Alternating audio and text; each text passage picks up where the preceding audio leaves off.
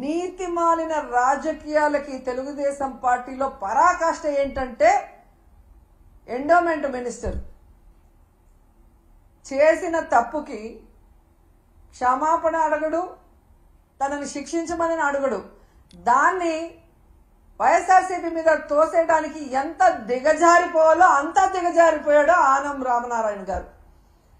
జగన్మోహన్ రెడ్డి గారంట చంద్రబాబు నాయుడిని ఈ ప్రభుత్వాన్ని తిట్టడానికి డబ్బులు ఇచ్చాడంట.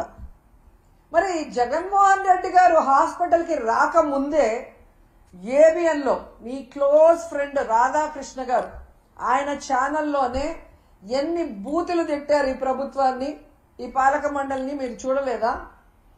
రాధాకృష్ణ గారికి మేము డబ్బులు ఇస్తే తిట్టారా మీ ప్రభుత్వాన్ని? మిమ్మల్ని ఎన్టీవీలో ఎంత ఘోరంగా తిట్టారు ఈ ప్రభుత్వం చేసిన ఏర్పాట్లు కానీ ప్రజల ప్రాణాలు ఎలా తీశారన్న విషయాన్ని. మరి ఎన్టీవీ వాళ్ళకి మేము డబ్బులు ఇస్తే మిమ్మల్ని తిట్టారా? ఇక మీ పసుపు ఛానల్ ఈటీవీ, మరి రామోజీ గారి అబ్బాయి కూడా ఈరోజు ఈ ఎండోమెంట్ పాలక మండలి అలాగే ఈ ప్రభుత్వం వల్ల భక్తులు ఎంత నరక యాతన పడ్డారో కళ్ళారా కనిపించేలాగా చూపించారు కదా. వాళ్ళు కూడా మా దగ్గర డబ్బులు తీసుకొని మిమ్మల్ని తిట్టారా?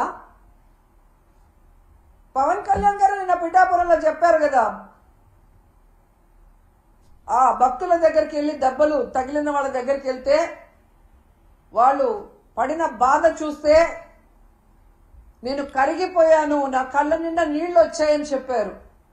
ఆయన కూడా మేము డబ్బులు ఇచ్చి మాట్లాడమన్నామా? ఏం మాట్లాడుతున్నారు ఆనం రామనారాయణ గారు? మీ సీనియారిటీ ఎంత?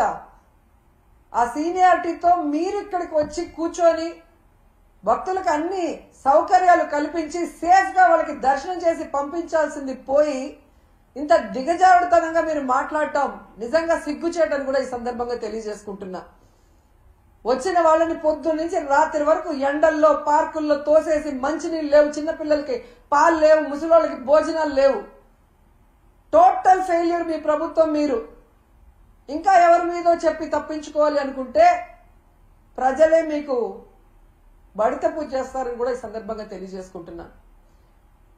అండ్ మళ్ళీ నేను కోరుకునేది ఒక్కటే, న్యాయస్థానాలు దీన్ని సుమోటోగా తీసుకొని ఈ 6 మంది మరణానికి కారణమైన వాళ్ళ మీద క్రిమినల్ కేసులు పెట్టి శిక్షించాలి. మళ్ళీ ఇది పునరావృతం కాకుండా చూడాలి. తిరుమల ప్రతిష్ట పరువు దిగజార్చకుండా కాపాడుకోవాల్సిన బాధ్యత అందరి మీద ఉందని కూడా కోరుకుంటున్నాను.